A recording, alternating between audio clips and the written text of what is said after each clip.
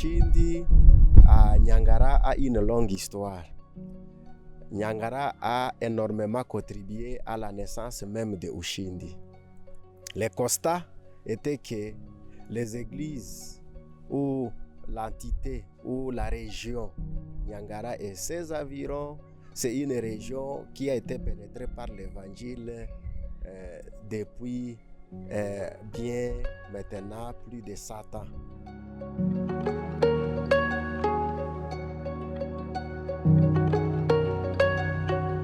Cependant, les défis que les églises connaissent dans la région est un des éléments qui a interpellé Ushindi à organiser cette conférence.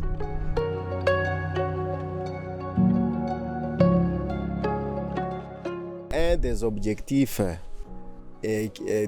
qui aurait poussé Ushindi à organiser cette conférence était les conditions et la situation dans laquelle les églises fonctionnent, la situation dans laquelle ou les conditions dans lesquelles se trouvent les communautés.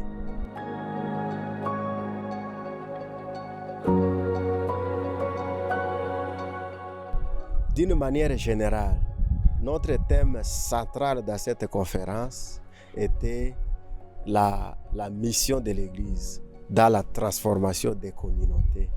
Par communauté, nous faisons allusion aux habitants de la région, au peuple de la région, auprès desquels l'Église a été envoyée par Christ.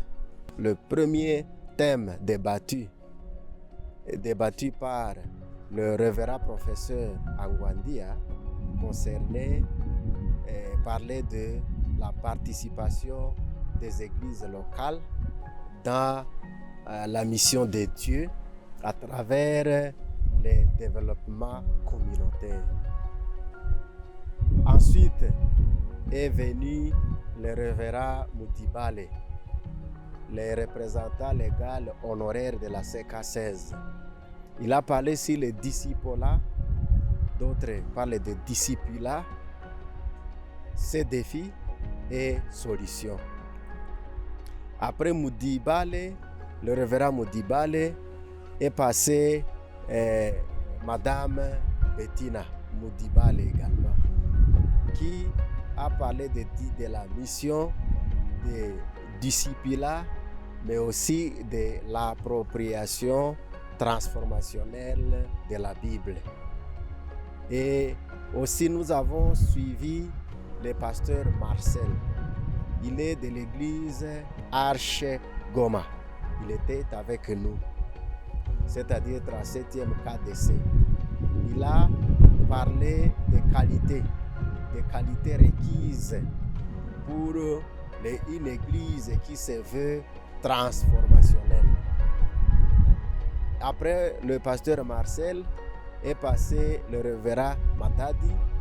Il est le directeur de cabinet du président de l'ECC Ituri Otuele. Il a parlé de la mission comme une urgence. La mission comme une urgence. L'Église ne peut plus attendre. Après cela est passé le révérend pasteur Kitsa, qui est pasteur de la CK20 et également doctorant à l'université Shalom de Bunia, qui a parlé de l'épanouissement, le rôle de l'épanouissement dans la transformation des communautés, l'épanouissement spirituel des chrétiens. Et les tout derniers intervenants, c'était nous-mêmes, Baraka, et nous avons beaucoup plus parlé des enjeux, les enjeux du développement communautaire pour la mission de l'Église locale. Voilà les quelques sous-thèmes qui ont constitué, n'est-ce pas, la matière que nous avons eu à donner durant ces 2 jours consécutifs, 3 même, de conférences.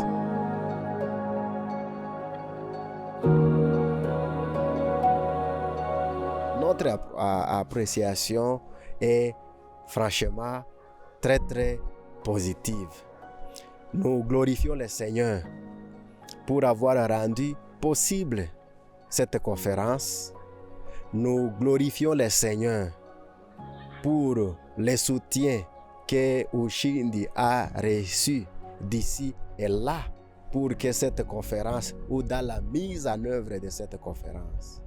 Nous disons merci à Dieu, mais aussi notre impression elle est positive dans le sens où nous avons vu combien l'Église a été mobilisée pour nous suivre comme vous le verrez.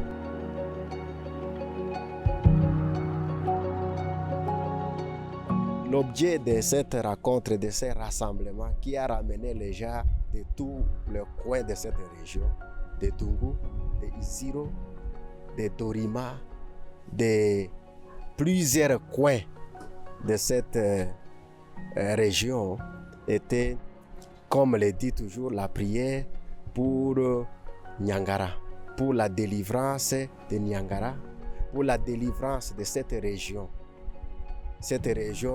qui est chère à Dieu.